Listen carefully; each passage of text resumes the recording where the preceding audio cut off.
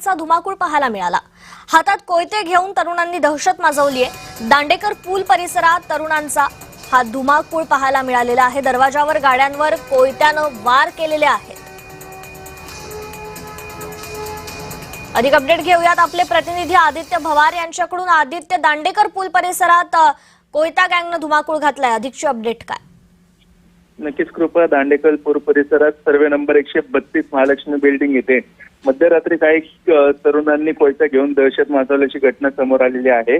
ही घटना रात्री 12:30 वाजता घडली आहे। काही तरुण हातात धारदार शस्त्र कोयता घेऊन परिसरात आले होते आणि त्यांनी नागरिकांमध्ये भीतीचं वातावरण निर्माण केलं। तसंच तिथे असणाऱ्या गाड्या, नागरिकांच्या घरातल्या दरवाजांवरती त्यांनी कोयते वाजवलेले आहेत। त्यामुळे तिथले रहिवासी प्रचंड भयभीत झालेले आहेत। सुरक्षा व्यवस्था सगळी ऐरणीवर आलेली आहे। कोयता गँगची दहशत दिवसेंदिवस वाढत आहे। याला कुठेही जाब बसताना आपल्याला दिसत नाही। या घटनेची अद्यापही गुन्हा दाखल झालेला नाही।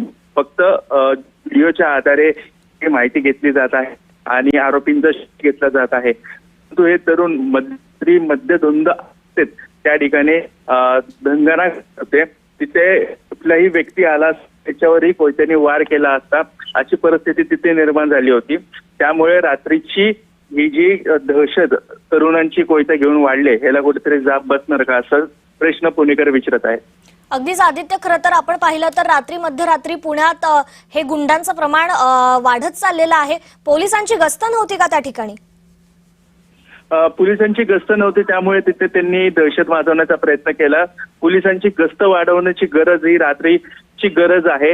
पाहायला गेलं तर दांडेकर पूल परिसर, ताडीवाला रोड असे जे संवेदनशील ठिकाणे जिथे वस्ती भाग जास्त आहे तिथे पोलिसांची गस्त वाढवणं गरजेचं आहे। परंतु रात्रीची गस्त ही आपल्याला पोलिसांची दिसत नाही, पेट्रोलिंग होताना दिसत नाही। त्यामुळे हे सगळे प्रकार आपल्याला घडताना पाहायला मिळतात। कृपा, अगदीच आदित्य, खूप खूप धन्यवाद आपण दिलेल्या या अपडेट संदर्भात।